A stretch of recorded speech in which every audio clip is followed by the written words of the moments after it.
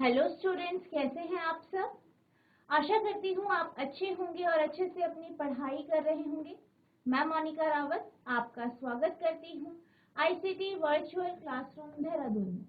बच्चों, आज हम क्लास 8 का जो आपका सब्जेक्ट है साइंस, उसका chapter chemical effects of electric current को कंटिन्यू करेंगे। तो बच्चों, पिछले लेक्चर में हम इस चैप्टर के एक्सरसाइज के क्वेश्चंस डिस्कस कर रहे थे। आज हम इसके आगे के क्वेश्चंस डिस्कस करें। तो बच्चों, आज का हमारा पहला क्वेश्चन है जो कि आपको क्वेश्चन नंबर 10 है। Paheli had heard that rain water is as good as distilled water. यानी कि पहेली है, पहेली ने ये सुना है, क्या सुना है कि जो बारिश का पानी होता है यानी रेन वाटर होता है वो उतना ही अच्छा होता है जैसे आपका डिस्टिल्ड वाटर होता है यानी अशुद्ध पानी होता है। So she collected some rain water in a glass tumbler. अब उसने क्या किया, कुछ बारिश के पानी को एक साफ जो कांच का गिलास है उसमें भर दी and tested it using a tester, और इसको टेस्टर के माध्यम से टेस्ट किया। To her surprise, she found that the compass needle showed deflection. अब क्या हुआ, उसे आश्चर्य हुआ। क्यों हुआ? क्योंकि जो टेस्टर उसने उस बारिश के पानी में डिप किया था, उस पे डुबोया था, उसका जो मैग्नेटिक कंपस है, उसकी जो निडल है वो डिफ्लेक्ट कर गई। What could be the reason?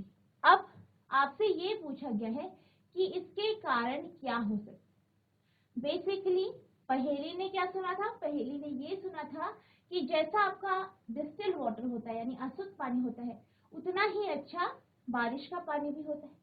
तो उसने क्या किया, जो बारिश का पानी था उसे एक कांच के गिलास में, एक साफ सफेद गिलास में, ठीक है, बिल्कुल सफेद साफ गिलास में उसने उस पानी को इकट्ठा किया। अब उसने उस पानी में टेस्टर को डुबो दिया। टेस्टर के जो दो सिरे थे उनको डुबो दिया। अब जैसे ही उसने टेस्टर के जो दो सिरे थे वो उस पानी में उस वाटर पे डुबो दिए, तो जो उसमें मैग्नेटिक कंपस था, उसकी जो निडल थी, उसकी जो सुई थी, उसमें डिफ्लेक्शन दिखाई दी। क्या दिखाई दिया? डिफ्लेक्शन। तो वो बहुत ज्यादा आश्चर्य हुई। आपको ये बताना है कि जो मैग्नेटिक कंपस है उसमें डिफ्लेक्शन क्यों हुआ। तो अगर हम बात करें रेन वाटर की यानी वर्षा का पानी या बारिश का जो पानी होता है उसमें कुछ क्वांटिटी में सॉल्ट्स और मिनरल्स होते हैं। अब जो ये सॉल्ट और मिनरल जो होते हैं, ये लवण है और जो ये मिनरल्स है, ये बेसिकली क्या है, ये जो है इससे या जो आपका रेन वाटर है, बारिश का पानी है, उससे इलेक्ट्रिसिटी को या धारा को कंडक्ट होने देते हैं या प्रवाहित होने देते हैं। यही कारण है कि जब पहेली ने इस बारिश के पानी में टेस्टर के सिरे डुबोए तो जो टेस्टर पे लगा हुआ जो मैग्नेटिक कंपस था उसकी जो सुई है वो डिफ्लेक्ट करने लगी। तो इसका जो आंसर है, इसका जो सोल्यूशन है, आप इस तरीके से लिखेंगे। Rain water is composed of a certain percentage of dissolve salt making it conductive. यानी जो वर्षा का पानी होता है या रेन वाटर होता है उसमें कुछ अमाउंट में, कुछ मात्रा में जो है सॉल्ट यानी लवण क्या होते हैं, डिजॉल्व हुए रहते, जिसके कारण ये कंडक्टिव होता है या एक चालक बन जाता है। This makes the deflection in the compass. और यही जो है, जो डिफ्लेक्शन है कंपस में, जो डिफ्लेक्शन है उसमें यानी जो आपका कंपस है उसमें डिफ्लेक्शन आने का कारण यही है कि जो रेन वाटर होता है, बारिश का पानी होता है, उसमें सॉल्ट यानी लवण घुले होते हैं। यही कारण है कि हमें टेस्टर के मैग्नेटिक कंपस में डिफ्लेक्शन दिखाई दे। आई होप आपको ये क्वेश्चन समझ में आया होगा।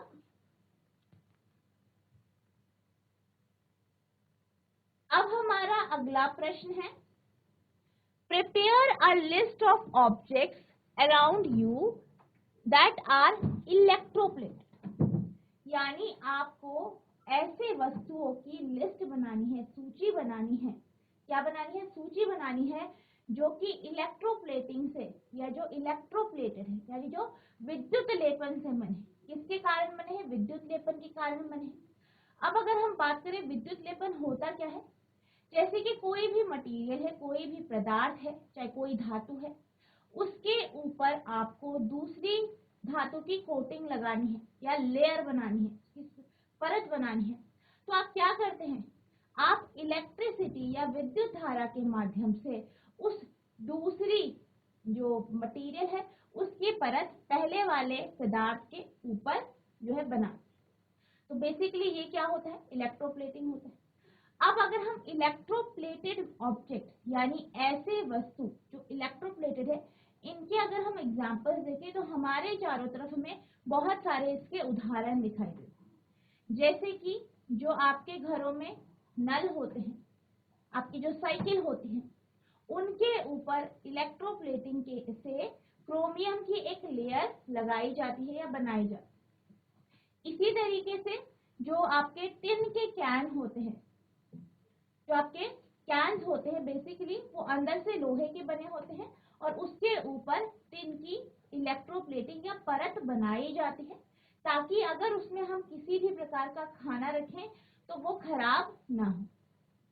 इसी तरीके से ज्वेलरी होती है, जो आपके जो ज्वेलरीज होती है, जैसे कि जो आपके नेकलेस है, तो बहुत सारे आपने देखी होगी गोल्ड प्लेटेड नेकलेस आते हैं, सिल्वर प्लेटेड नेकलेस आते हैं। तो इसमें क्या होता है? सोने और चांदी की जो है इलेक्ट्रोप्लेटिंग या परत जमाई जाती है। किसके माध्यम से होता है? इलेक्ट्रोप्लेटिंग यानी विद्युत लेपन के माध्यम। इसी तरीके से जो ब्रिजेस बनाए जाते हैं उसमें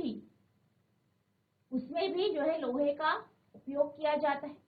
अब लोहा जो है, लोहे पे अगर मॉइस्चर पड़ेगा या जो आपका मॉइस्चर जो उसकी कांटेक्ट में आएगा तो क्या होता है? जो लोहा है उस पर जंग लग जाता है। इसीलिए उसके ऊपर जो है जिंक की प्लेटिंग की जाती है ताकि लोहे को रस्ट या जंग से बचाया जा सके और उसे मजबूत रखा जा सके।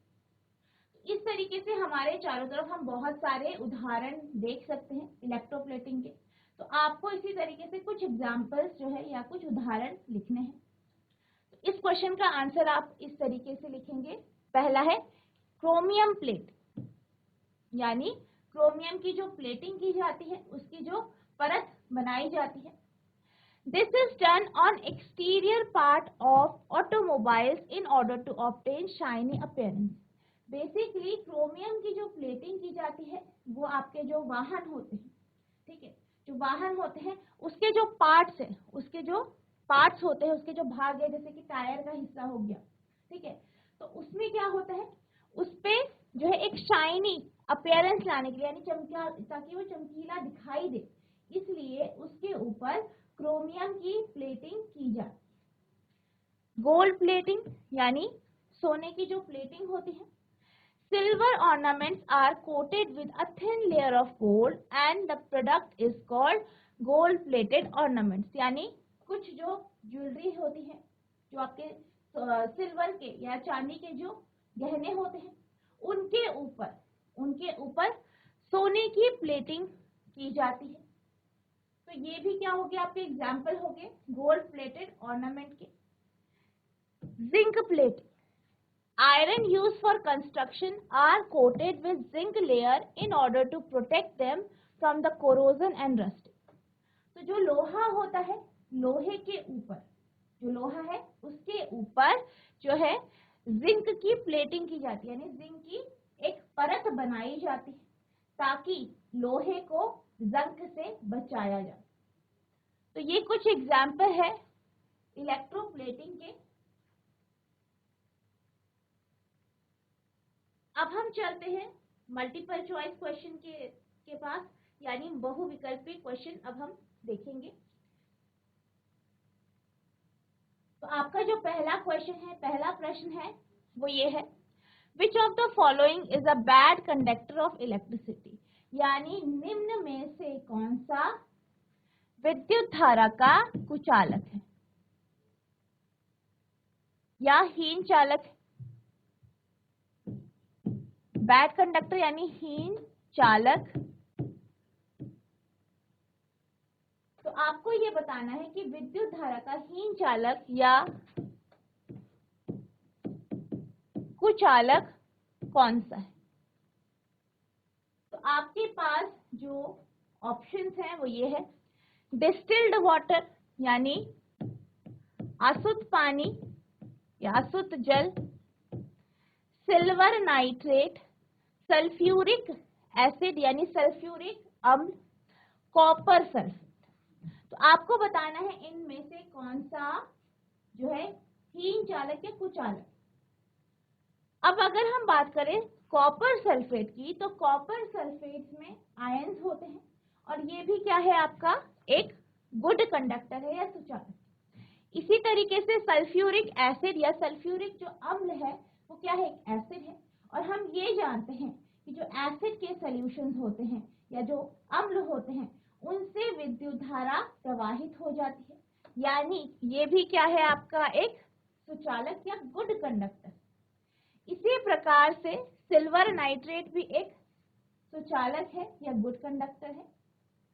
अब अगर हम बात करें डिस्टिल्ड वाटर यानी अशुद्ध जल की, तो बेसिकली जो डिस्टिल्ड वाटर होता है उसमें किसी प्रकार के भी लवण यानी सॉल्ट या मिनरल्स प्रेजेंट नहीं होते, यानी इसमें किसी भी प्रकार के लवण या मिनरल नहीं होते हैं।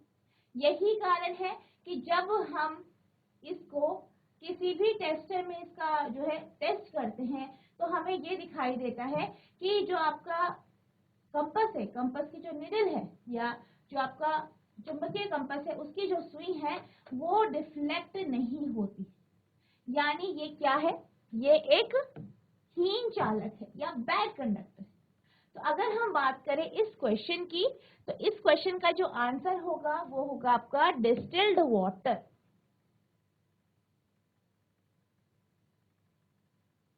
अब हमारा अगला प्रश्न है, Which of the following does not conduct electricity, यानी निम्न में से कौन विद्युत धारा को अपने से प्रवाहित होने नहीं देता है। तो आपके ऑप्शंस हैं शुगर सॉल्यूशन यानी चीनी का जो घोल होता है, विनेगर सॉल्यूशन सिरके का घोल या सिरके का सॉल्यूशन, लेमन जूस सॉल्यूशन नींबू के रस का सॉल्यूशन, या कास्टिक सोडा सॉल्यूशन।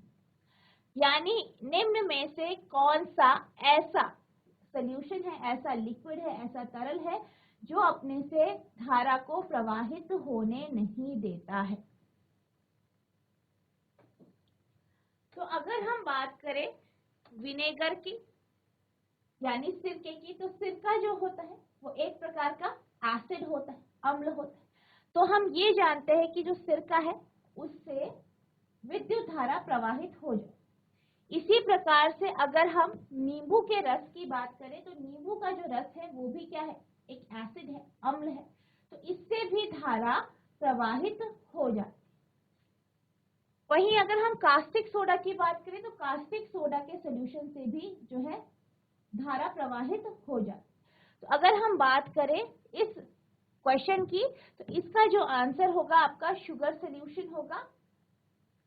तो जो शुगर सॉल्यूशन है उससे धारा प्रवाहित नहीं हो।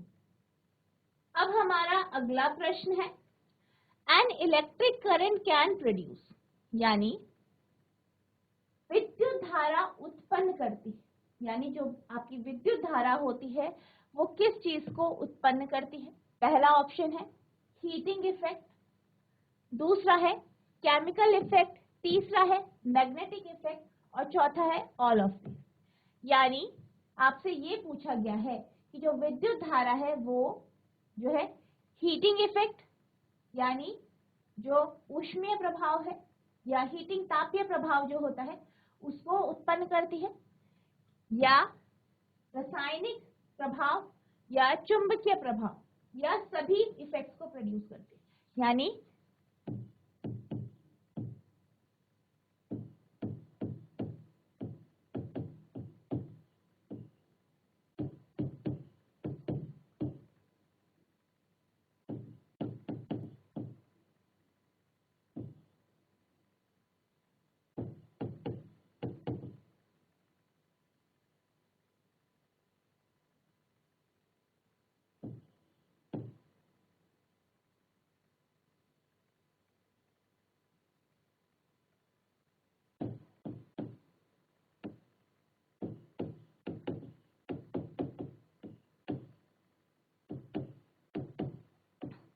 यानी आपसे ये पूछा गया है कि जो विद्युत धारा है वो क्या उत्पन्न करती है। पहला है हीटिंग इफेक्ट यानी तापीय प्रभाव, दूसरा है रासायनिक प्रभाव यानी केमिकल इफेक्ट, तीसरा है मैग्नेटिक इफेक्ट यानी चुंबकीय प्रभाव और चौथा है उपरोक्त सभी। तो अगर हम बात करें इलेक्ट्रिक करंट यानी विद्युत धारा, तो हम ये जानते हैं कि विद्युत धारा का उपयोग हम हीटिंग इफेक्ट के लिए करते हैं। कैसे करते हैं? आप ये जानते हैं आपके घरों में जो है रूम हीटर होते हैं। तो बेसिकली क्या होता है, जब आप रूम हीटर का स्विच ऑन करते हैं तो रूम हीटर जो है गर्मी देता है, ऊष्मा देता है, जिससे कमरा गर्म हो जाता है। इसी तरीके से अगर हम बात करें जो आपका हीटिंग इफेक्ट है इलेक्ट्रिक करंट का या विद्युत धारा का, उसके ही कारण जो है जो आपका फ्यूज है, फ्यूज का जो कॉन्सेप्ट है वो लाया गया है, क्योंकि जो आपकी विद्युत धारा होती है वो हीटिंग इफेक्ट या तापीय प्रभाव उत्पन्न करती है। इसी प्रकार से अगर हम रासायनिक प्रभाव की बात करें, तो रासायनिक प्रभाव में हमने क्या देखा था, हमने ये देखा था कि किस तरीके से विद्युत धारा से या विद्युत धारा की मदद से इलेक्ट्रोप्लेटिंग यानी विद्युत लेपन किया जाता है, जो कि रासायनिक प्रभाव का एक इफेक्ट है।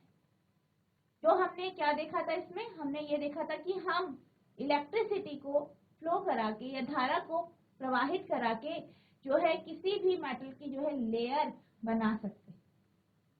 तो इससे हमें क्या पता चला कि जो विद्युत धारा है उसका रासायनिक प्रभाव भी होता है। इसी प्रकार से अगर हम बात करें कि हम किसी भी जो आपकी तार है या कोई भी चालक है उससे अगर हम विद्युत धारा को प्रवाहित कराते हैं तो उसके चारों तरफ एक मैग्नेटिक फील्ड या चुंबकीय क्षेत्र उत्पन्न होता है। इसका अर्थ क्या है कि जो आपकी विद्युत धारा है उसके कारण जो है चुंबकीय प्रभाव या मैग्नेटिक इफेक्ट भी प्रोड्यूस हो रहा है, जिसका एग्जाम्पल आपका इलेक्ट्रोमैग्नेट्स है। आप जानते हैं जो आपकी विद्युत चुंबक होते हैं वो आपकी बिजली के कारण या इलेक्ट्रिसिटी के कारण ही काम करते हैं। तो इस तरीके से हम ये कह सकते हैं कि जो आपकी विद्युत धारा होती है यानी जो आपकी क्या है इलेक्ट्रिक करंट है वो तापीय प्रभाव यानी हीटिंग इफेक्ट, रासायनिक प्रभाव यानी केमिकल इफेक्ट और मैग्नेटिक इफेक्ट यानी चुंबकीय प्रभाव तीनों उत्पन्न करते हैं।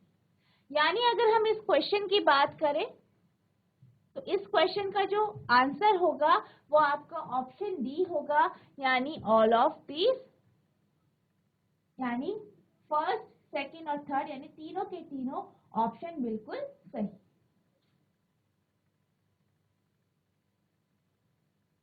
अब आपका अगला प्रश्न है प्योर और डिस्टिल्ड वाटर इज, यानी शुद्ध या अशुद्ध पानी होता है।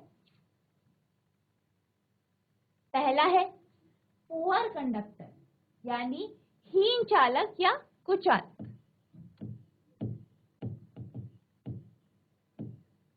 नेक्स्ट है गुड कंडक्टर यानी सुचालक,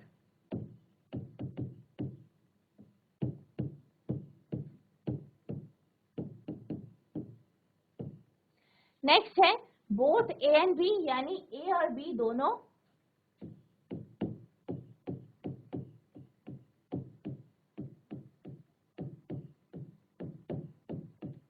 या d option none of these यानी कोई भी नहीं।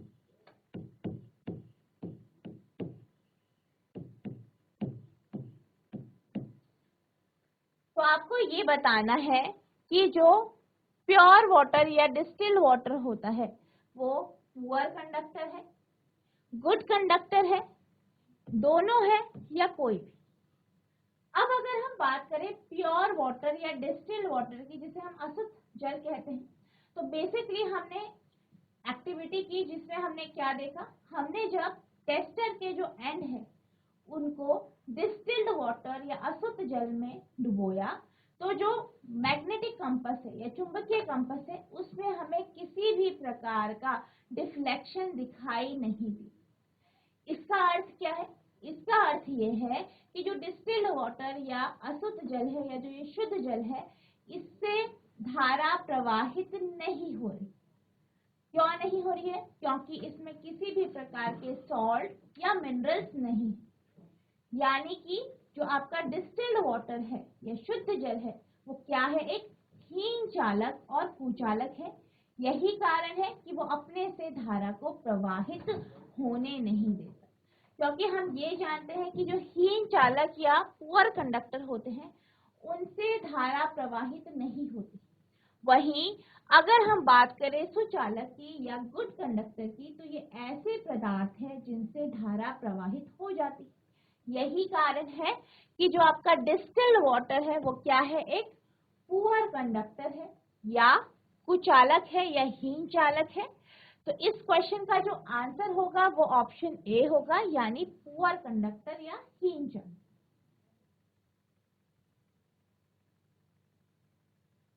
अब अगला प्रश्न है, which of the following is a good conductor, यानी निम्न में से कौन सा गुड कंडक्टर है यानी सुचालक है।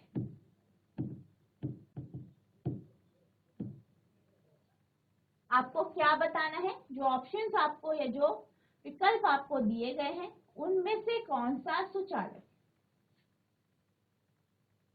आपके ऑप्शंस हैं, पहला ब्रिक यानी ईंट, दूसरा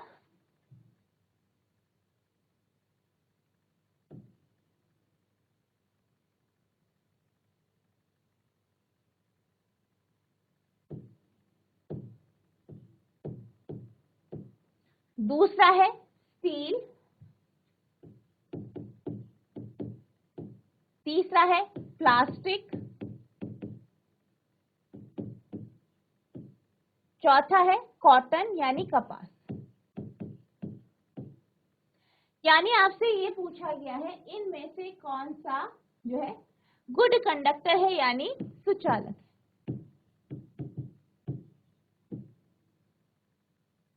तो अगर हम सुचालक या गुड कंडक्टर की बात करें तो ये ऐसे मटेरियल होते हैं, ऐसे पदार्थ होते हैं जिनसे धारा प्रवाहित हो जाती या जो अपने से धारा को प्रवाहित होने देते हैं। तो अगर हम ऑप्शंस की बात करें तो पहला हमारा है ईंट, और हम ये जानते हैं कि अगर हम ईंट से धारा को प्रवाहित कराएंगे तो वो फ्लो नहीं करेगी। यानी अगर हम ईंट की बात करें तो ये आपका गुड कंडक्टर नहीं है। कैसा कंडक्टर है ये? बैड कंडक्टर या हीन चालक या कुचालक। नेक्स्ट है स्टील। तो स्टील क्या है? स्टील एक मेटल है, धातु है, और हमने ये देखा है कि जो स्टील है अगर हम स्टील से धारा को प्रवाहित करते हैं तो स्टील से धारा आराम से प्रवाहित हो जाती, यानी ये क्या है? एक गुड कंडक्टर या सुचालक।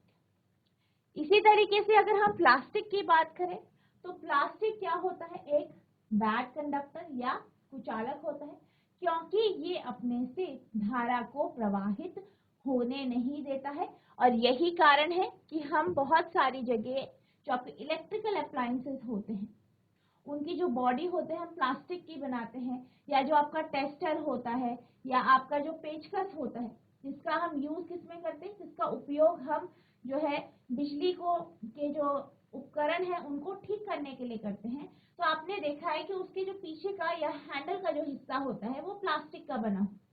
क्यों बना होता है? क्योंकि ये क्या है? एक बैड कंडक्टर है या हीन चालक।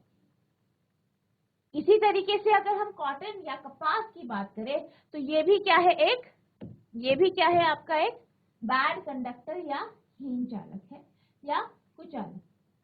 तो अगर हम इन ऑप्शंस की बात करें तो इसमें जो आपके गुड कंडक्टर या सुचालक है वो आपका ऑप्शन बी है, जो कि स्टील है।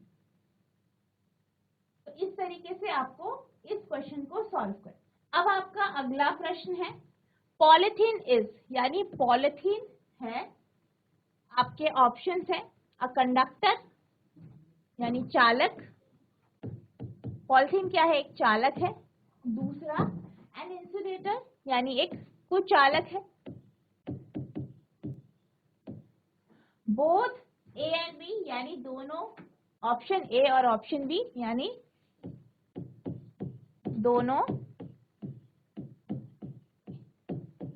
ए और बी। चौथा है नन ऑफ दीज, यानी उपर्युक्त कोई भी नहीं, यानी ऊपर जो दिए गए ऑप्शन है उनमें से कोई भी। अब अगर हम बात करें पॉलीथीन की, तो पॉलीथीन जो है ये एक ऐसा पदार्थ है जो खुद से धारा को प्रवाहित होने नहीं देता, यानी जिससे धारा प्रवाहित नहीं होती। वहीं अगर हम बात करें कंडक्टर की, तो कंडक्टर को हम हिंदी में चालक कहते हैं, और जो चालक होता है या कंडक्टर होता है उससे धारा जो है प्रवाहित हो जाती। वहीं अगर हम इंसुलेटर की बात करें, तो इंसुलेटर से धारा प्रवाहित नहीं होती, यानी करंट फ्लो नहीं करती। तो अगर हम बात करें पॉलीथीन की, तो पॉलीथीन क्या है? पॉलीथीन एक इंसुलेटर है, क्योंकि इससे जो है धारा प्रवाहित नहीं होती। यानी ये जो क्वेश्चन है इसका जो आंसर होगा वो आपका ऑप्शन बी है, यानी एन इंसुलेटर। अब अगला प्रश्न है, इलेक्ट्रोप्लेटिंग इज बेस्ड ऑन, यानी विद्युत लेपन किसके ऊपर जो है बेस होता है, या किस जो आपका विद्युत लेपन है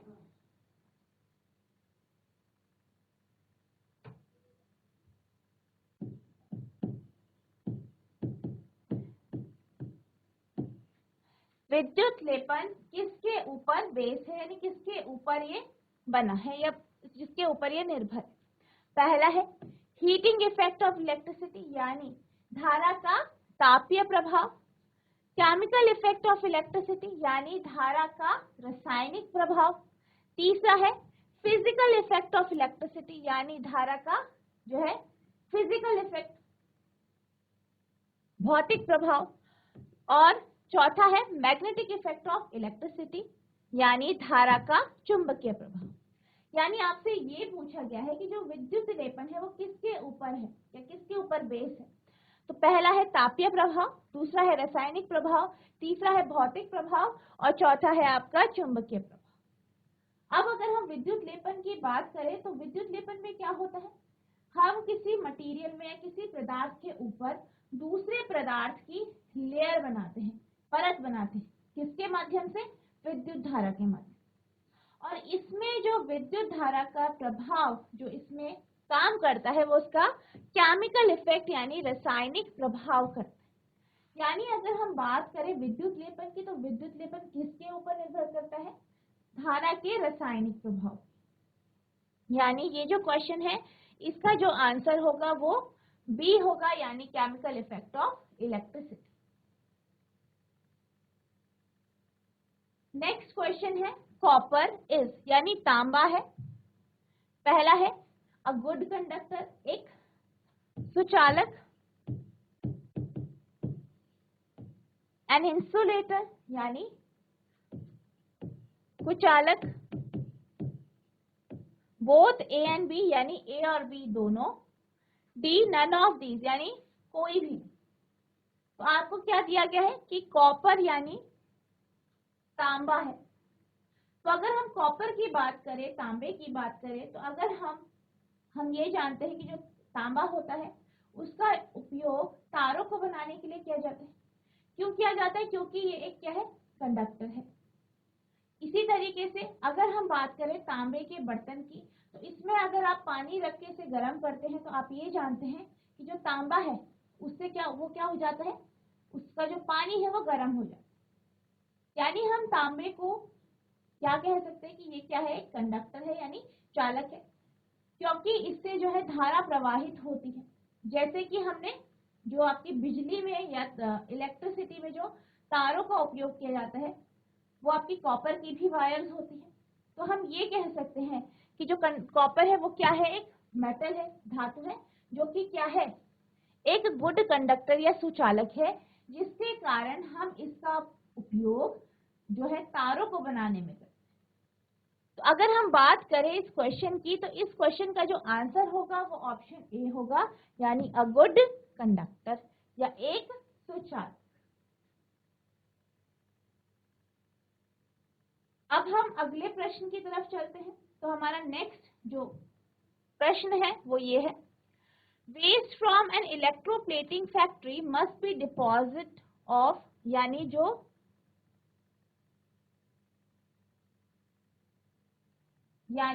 आपसे ये कहा गया है कि जो इलेक्ट्रोप्लेटिंग फैक्ट्री होती है, यानी ऐसी फैक्ट्रियां जहां विद्युत लेपन होता है, वहां का जो वेस्ट होता है उसको कहाँ पे उसको डिस्पोज करना चाहिए, उसको मतलब फेंकना चाहिए या खत्म करना चाहिए। पहला है in the nearby river, यानी पास की नदी में। दूसरा है in the nearby pond, यानी पास के तालाब में। तीसरा है in the nearby cornfield, यानी पास के मक्की के खेत में। नेक्स्ट है according to the disposal guidelines of waste management body, यानी जो वेस्ट मैनेजमेंट बॉडी है उनकी जो गाइडलाइंस है उनके अकॉर्डिंग ही जो इलेक्ट्रोप्लेटिंग फैक्ट्री होती है, यहाँ पे जो वेस्ट है उसको डिस्पोज करना चाहिए, उसे खत्म करना चाहिए। तो अगर हम बात करें इलेक्ट्रोप्लेटिंग फैक्ट्री की, तो यहाँ से जो वेस्ट मटेरियल निकलता है वो काफी हानिकारक होता है, तो इसे हम ऐसे ही डिस्पोज नहीं कर सकते। तो इसके लिए हमें जो आपका वेस्ट मैनेजमेंट बॉडी है उनकी जो गाइडलाइन है उनके अकॉर्डिंग ही हमें इसको डिस्पोज करना चाहिए। यानी अगर हम बात करें इस क्वेश्चन की, तो इसका जो आंसर होगा वो डी होगा, यानी according to the disposal guidelines of waste management body.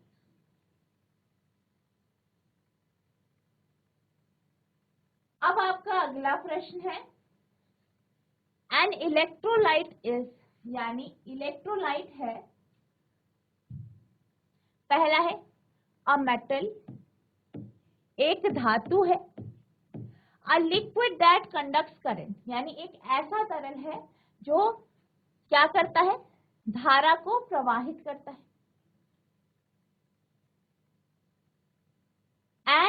A non metal, यानी क्या है ये, मेटल नहीं है, धातु नहीं है, या नन ऑफ दी, यानी कोई भी नहीं। अब अगर हम इलेक्ट्रोलाइट की बात करें, तो बेसिकली इलेक्ट्रोलाइट क्या होता है, ये एक लिक्विड होता है, एक तरल होता है जिससे धारा या करंट प्रवाहित हो जाती है।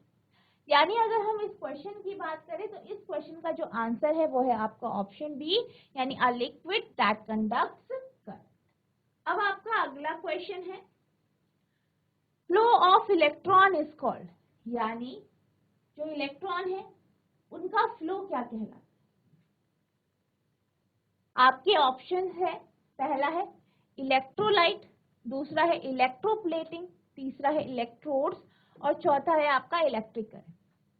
अब अगर हम इलेक्ट्रॉन के फ्लो की बात करते हैं, यानी फ्लो ऑफ इलेक्ट्रॉन की बात करते हैं, तो हम ये जानते हैं जब भी हम फ्लो ऑफ इलेक्ट्रॉन की बात करते हैं तो हम करंट की बात करते हैं, यानी विद्युत धारा की बात करते हैं।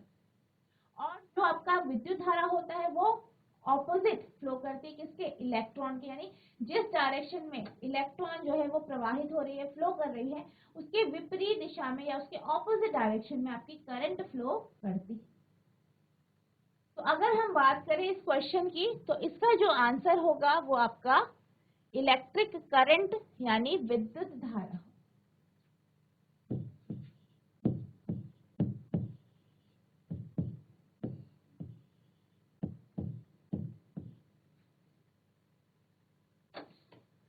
अब आपका अगला प्रश्न है इलेक्ट्रोप्लेटिंग प्रिवेंट्स, यानी जो विद्युत लेपन है वो किससे बचाव करता है, ये आपसे पूछा गया है।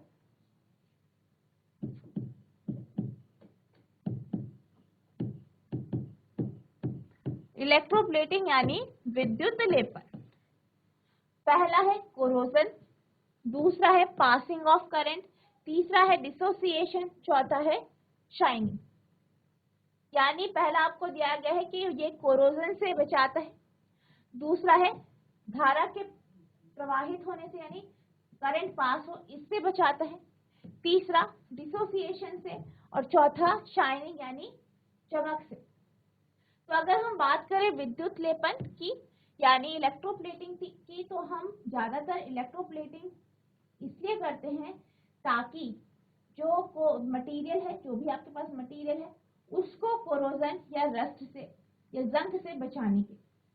तो बेसिकली जैसे कि आपका लोहा होता है, आयरन होता है, आयरन के ऊपर जिंक की प्लेटिंग की जाती है ताकि उसे जो है रस्ट या जंग से बचाया जाए। तो अगर हम बात करें इस क्वेश्चन की तो इसका आंसर आपका ए होगा, यानी कोरोजन।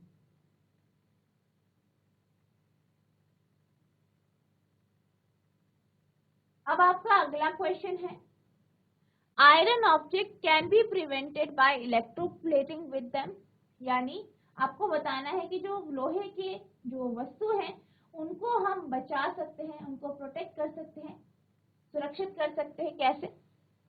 इलेक्ट्रोप्लेटिंग के माध्यम से। और किस चीज से आपको इलेक्ट्रोप्लेटिंग यानी विद्युत लेपन करना? पहला है क्रोमियम, दूसरा है निकल, तीसरा है जिंक और चौथा है ऑल ऑफ दिस। तो अगर हम बात करें क्रोमियम, निकल और जिंक की, तो ये जो है ये आयरन से कम रिएक्टिव मेटल है, यानी इससे कम क्या होते हैं, रिएक्ट होते हैं।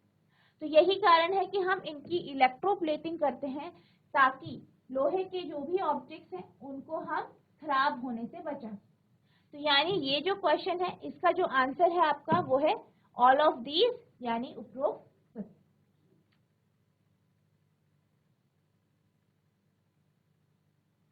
तो बच्चों आज हमने जो आपका चैप्टर है chemical effects of electric current, इसके कुछ क्वेश्चन आंसर्स देखे।